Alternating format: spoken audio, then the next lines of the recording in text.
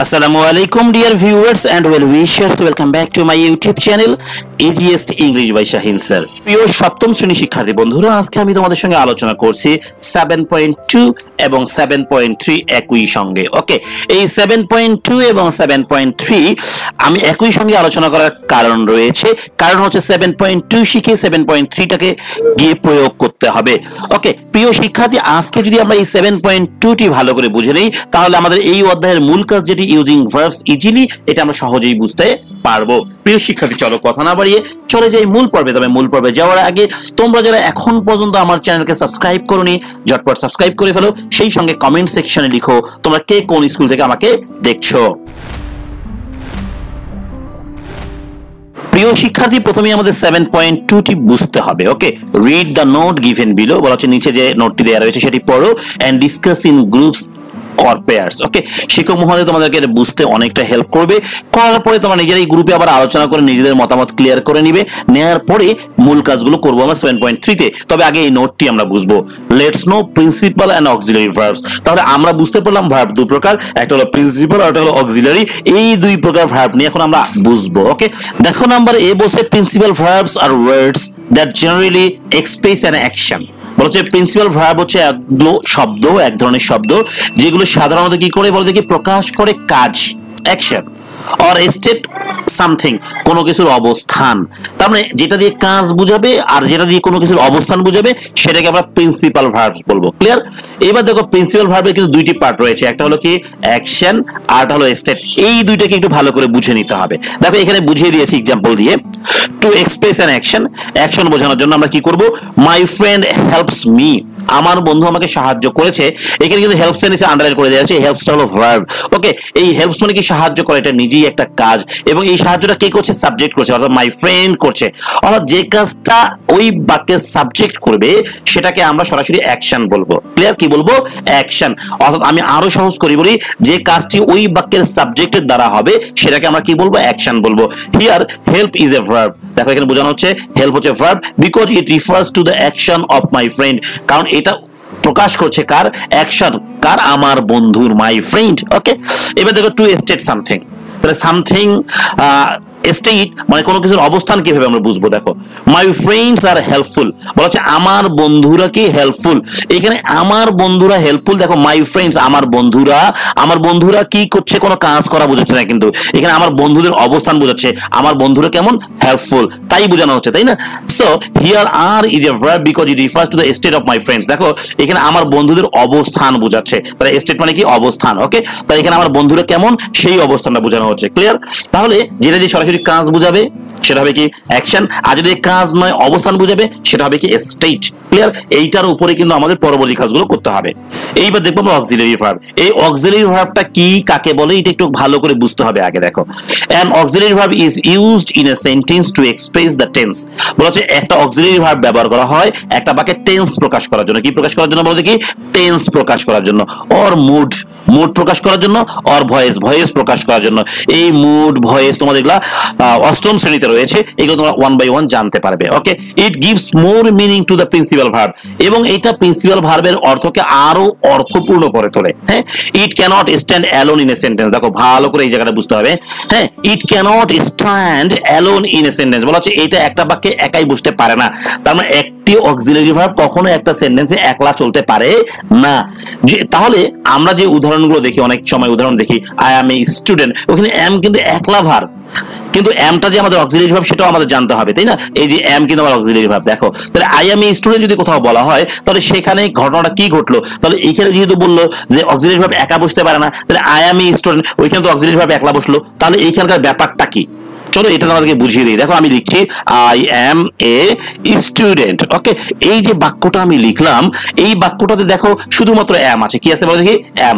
যেহেতু এখানে শুধুমাত্র অ্যাম রয়েছে, তারপর অ্যাম এখানকার একমাত্র ভার্ব, আর এই অ্যামটা এখানে একমাত্র ভার্ব হওয়ার কারণে, আর একবার বলছি, অ্যামটা এখানকার একমাত্র ভার্ব হওয়ার কারণে আমরা এটাকে অক্সিলারি ভার্ব বলবো না, এটাকে মেইন ভার্ব বা প্রিন্সিপাল ভার্ব বলবো। তাহলে সহজ করে বলি, যে বাক্যে একটি মাত্র ভার্ব থাকবে সেটা অক্সিলারি হতে পারে, প্রিন্সিপাল হতে পারে, যাই হোক না কেন ওটা হয়ে যাবে প্রিন্সিপাল, হয়ে যাবে কি? প্রিন্সিপাল। তার মানে এই অক্সিলারি ভার্বগুলো যদি কোনো বাক্যে একাই বসে তাহলে সেগুলো কি আর অক্সিলারি ভার্ব থাকবে না, সেগুলো হয়ে যাবে প্রিন্সিপাল ভার্ব। প্রিয় শিক্ষার্থী, বুঝতে পেরেছো? এইবার দেখবো আমরা অক্সিলারি ভার্ব কতগুলো টু ডু ভার্ব রয়েছে। ডু ডাজ হলো প্রেজেন্ট, ডু ডাজ কি প্রেজেন্ট, আর ডিড হলো পাস্ট। ওকে, তবে ডু ডাজ দিয়ে প্রেজেন্ট টেন্সের কোনো কিছু প্রকাশ করার জন্য ব্যবহার হবে, আর ডিড দিয়ে পাস্ট।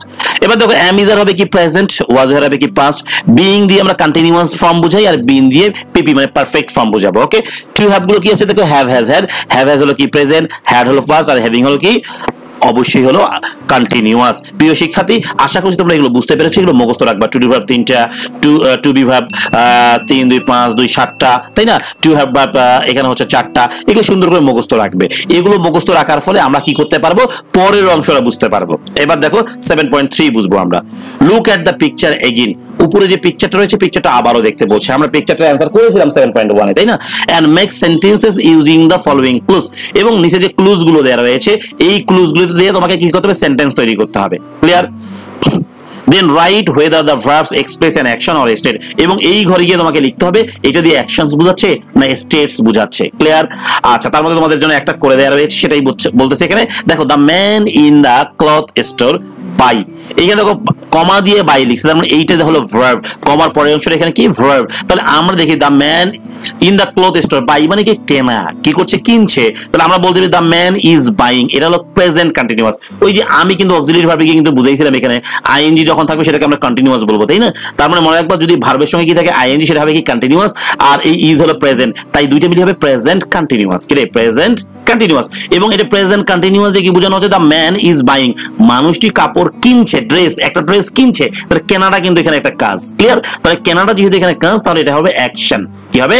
অ্যাকশন। তাহলে আমরা বুঝলাম প্রিন্সিপাল ভার্ব দুই ধরনের হতে পারে, একটা হতে পারে অ্যাকশন, আর একটা হতে পারে কি স্টেট, তাই না? তাহলে অ্যাকশনটা কেমন, because the verb tells what the person is doing, মানে এই মানুষটা কি করছে তা বোঝানোর জন্য এইখানে কিন্তু এই ভার্বটা ব্যবহার করা হয়েছে, তাই এটাকে আমরা কি বলছি, অ্যাকশন বলছি। এবার দেখো the two women in the jewellery shop, এরা এখানে দিয়ে আছে চুজ, তাই না? চুজ মানে কিন্তু পছন্দ করা। এই পছন্দটা কত কঠিন জিনিস তোমরা মেয়েরা ভালো করে জানো, তাই না? কোনটা নিবে কোনটা নিবে না এটা নিয়ে তোমাদের দ্বিধাদ্বন্দ্বের শেষ নাই। ইভেন কিনে নিয়ে আসার পরে তোমাদের কিন্তু আবার টেনশন থাকে, ওইটা কেন নিলাম না, তাই না? দেখো এখানে চুজ পছন্দ করা, তাহলে এখানে আমরা নিই the two women in the jewellery shop. Okay, যখন আমরা এখানে অ্যান্সার লিখবো, অ্যান্সারটা এইভাবে সুন্দর করে সাজিয়ে লিখবো।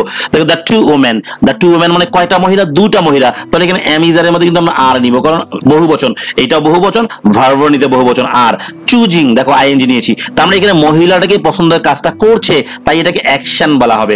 Because the verb tells what the women are doing, মানে এখানে সাবজেক্ট গুলোকে নিয়ে কাজ করতে হবে। ওকে, তাই এই মহিলা দুটো কি করছিল সেটা বোঝানোর জন্য কিন্তু চুজ কথাটা ব্যবহার করা হয়েছে, তাই এটা কি অ্যাকশন। ক্লিয়ার? এইবার দেখো পরের পার্টটা আমরা দেখবো। The little girl it a banana, দেখো কমার পরে ইট আ ব্যানানা রয়েছে, তাহলে আমরা বলতে পারি the little girl is eating a banana, এই ছোট্ট মেয়েটি একটা কলা খাচ্ছে। তাহলে আমরা এই বাক্যে এরকম লিখতে পারি the little girl is eating a banana. দেখো ইজ ইটিং, এটাও কিন্তু দেখা গেল অক্সিলিয়ারি ভার্ব আছে, তারপরে মেইন ভার্বের সঙ্গে আইএনজি রয়েছে, তাই না? কন্টিনিউয়াস টেন্স ব্যবহার করা হয়েছে, সো এটাও অ্যাকশন, কারণ ওই মেয়েটি কলা খাচ্ছে এটা বোঝানো হচ্ছে। দেখো বিকজ দ্য ভার্ব টেলস, কারণ এই ভার্বটা বলছে what the girl is doing, মেয়েটি কি করছে, তার মানে বুঝতে পারবা সহজ করে সাবজেক্ট, মানে এই যে সাবজেক্ট, এইটাকে সাবজেক্ট বলবো, তাই না?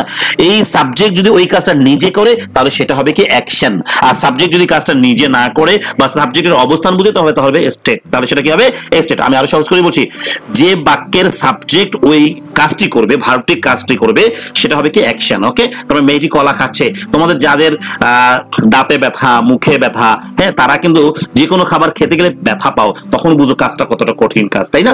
এইবার দেখো পরের পার্টটি পড়বো আমরা, বইয়ে দেখি একটু। লেখা আছে the open space in the market spacious. এখানে স্পেসিয়াস মানে কি প্রশস্ত, দেখো ও ইউএস দেয়া রয়েছে, এটা কিন্তু অ্যাডজেক্টিভ, এটা কিন্তু ভার্ব নয়। ওকে, দেখি দা মার্কেট ইজ স্পেসিয়াস, এটা কিন্তু অ্যান্সার করে দেয়া রয়েছে।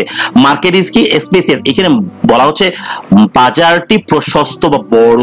এখানে বাজারটা কেমন সেটা বোঝানো হচ্ছে, বাজারটা কি কাজ করছে এটা বোঝানো হচ্ছে না, কিন্তু তার মানে এখানে মার্কেট কিন্তু কাজ করছে না, বরং মার্কেটটা কেমন সেটা বোঝানো হচ্ছে, তাই এটাকে আমরা কি বলবো স্টেট।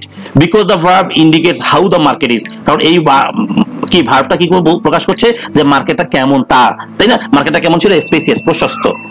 দ্য ক্লিনার ক্লিন, দেখো ক্লিনারের কাজ কি, ক্লিন করা, পরিষ্কার করা, তাহলে আমরা বলতে পারি দ্য ক্লিনার ইজ ক্লিনিং। কি বলতে পারি, দ্য ক্লিনার ইজ ক্লিনিং। দেখো উত্তরে আমি নিয়েছি এই যে দ্য ক্লিনার ইজ ক্লিনিং। তুমি এই পর্যন্ত দিলেই সমস্যা নেই, দ্য মার্কেট লিখছি আমি ভালো বোঝানোর জন্য। ক্লিনার কি করছে, মার্কেটটি পরিষ্কার করছে। এবার দেখো এটা কি, ক্লিনার যে মার্কেট পরিষ্কার করছে তার কাজ না অবস্থান, বলতে কি এটা কাজ, সো এটাকে আমরা বলবো action. Because the verb tells what the cleaner is doing, কারণ এখানে কি বোঝানো হচ্ছে, এই ছেলেটি কি করছে তা বোঝানো হচ্ছে। এবার দেখো পরের পার্টটা দেখবো, the security guard. Okay, the security guard check, check মানে কি, চেক করা, যেটাকে আমরা তোমাদের সবাইকে চেক করে না মার্কেটে ঢোকার সময়, চেকিং, তাই না? তাহলে আমরা বলবো the security guard is checking. The security guard is কি, চেকিং। তার মানে এটা দিয়েও কাজ বোঝানো হচ্ছে, আইএনজি, তাই না, কন্টিনিউয়াস আছে। The action because the verbs tells what the security guard is doing, কারণ এখানে সিকিউরিটি গার্ড কি কাজ করছে তা বোঝানো হচ্ছে। মানে সিকিউরিটি গার্ডটা দেখতে মোটা না চিকন, কালো না ফর্সা, এটা কিন্তু বোঝাচ্ছে না, তাই না? তার মানে এখানে বোঝাচ্ছে কি সিকিউরিটি গার্ড কি কাজটি করছে। এইবার দেখবো দ্য ওয়াশরুম ক্লিন, আমরা বলছি দ্য ওয়াশরুম ইজ ক্লিন, ওয়াশরুমটি পরিষ্কার। তাহলে এখানে ওয়াশরুমটি কি কাজ করছে এমনটা বলে নেই কিন্তু, তার মানে এখানে কি বোঝানো হচ্ছে, ওয়াশরুমটি কি, কেমন, পরিষ্কার, তাই না? সো এইটাকে আমরা কি বলবো বলো দেখি, অবশ্যই বলবো এটা হচ্ছে স্টেট। তার মানে এটা দিয়ে কি বোঝানো হচ্ছে বলো দেখি, ওই ওয়াশরুমের অবস্থানটা বোঝানো হচ্ছে। Because the verb indicates condition of the washroom, ওই যে আমি যা বললাম, এইটা দিয়ে কি বোঝানো হচ্ছে, ওই ভার্বটা দিয়ে বোঝানো হচ্ছে ওয়াশরুমটি কেমন দেখতে তা। প্রিয় শিক্ষার্থী, তোমরা যারা এই ভিডিওটি শেষ পর্যন্ত দেখলে, তোমাদেরকে আমি বলছি শুরু থেকে আর একবার দেখো ঠান্ডা মাথায়, এটা 100% তোমার কাছে ক্লিয়ার হয়ে যাবে। প্রিয় শিক্ষার্থী, তোমাদের সবাইকে 7.4 এর ভিডিও দেখার আমন্ত্রণ জানিয়ে আজকের মতো বিদায় নিচ্ছি। সবাই ভালো থাকবে, আল্লাহ হাফেজ।